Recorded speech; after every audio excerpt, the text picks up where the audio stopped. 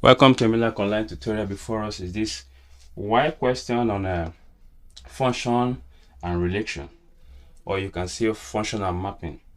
And it said, given that f of x mapped 3x minus 1 and g of x mapped x squared plus 1. Now you have to evaluate g of minus 2 minus f of minus 3, then b f of x plus g of x, and c f of x equals g of x. All right, now let's take a look at it. Now from here, finding g of minus 2. Here, this is the function that relates x and g here. So here you have that g equals x squared plus 1. Now g of minus 2 here will give us g of minus 2 will now give us, wherever you see x here, replace it with minus 2. So here you have minus 2 squared plus 1, which will give us 4 plus 1, giving us what? 5. Okay, now for f of minus 1, bringing out the relation here, that will be f of x, which equals 3x minus 1. Now f of minus 1, wherever you see x, replace it with minus 1. So here you have 3 minus 1 minus 1.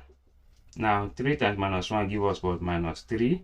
Then minus 1, which will give us minus 3 minus 1 will give us minus 4. All right, if you have to bring out this, you now have that g of minus 2 minus f of minus 1. So g of minus 2 here is 5. So here you have 5. The minus f of minus 1 here, which is minus 4. Then this will give us 5 plus 4, which is what? 9. Final answer. Okay.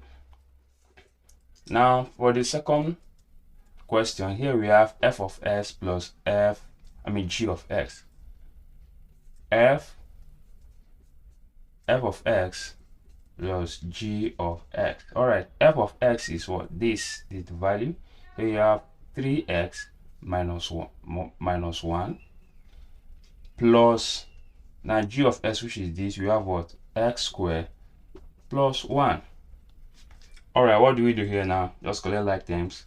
So you can now, it is 3x now plus x squared minus 1 plus 1.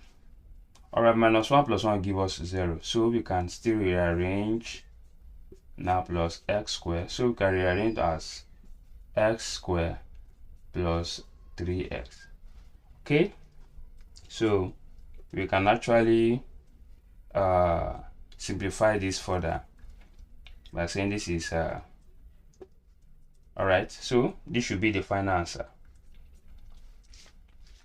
All right, the next one here we have f of x equals g of x. So here you have f of x equals g of x. Now f of x is this, you have 3x minus 1 equals g of x, which is x squared plus 1. All right, collect like terms. Okay, we don't have, okay, possible like terms here, you have 3x. Now transposing, okay, let us transpose the whole of this. Let us transpose the whole of this down to the left hand side.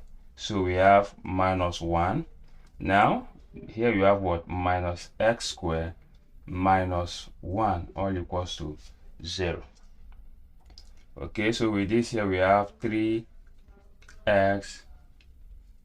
then minus x squared minus 1 minus 1. So we end up having 3x minus x squared minus 2, all equals to 0. Okay, so here we can multiply everything by minus. So okay, let us rearrange. We have minus x squared plus 3x, then minus 2 equals to 0. So we can multiply everything by minus. So here you have minus into minus x squared plus 3x minus 2 all equals to 0.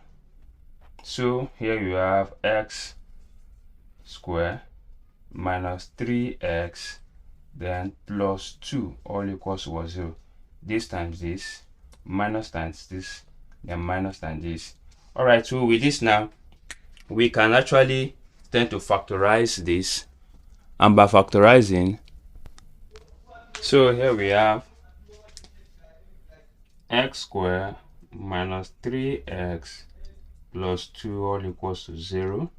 Now, in factorizing this, let's multiply the first and the third. Here we have plus 2x squared. So what is it that will multiply to give you this? And you add to give you this. And that should give us minus 2x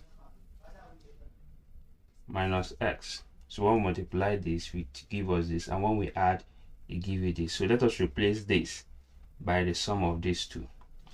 So here we have x squared minus 2x minus x plus 2 equals 0. So you can calculate.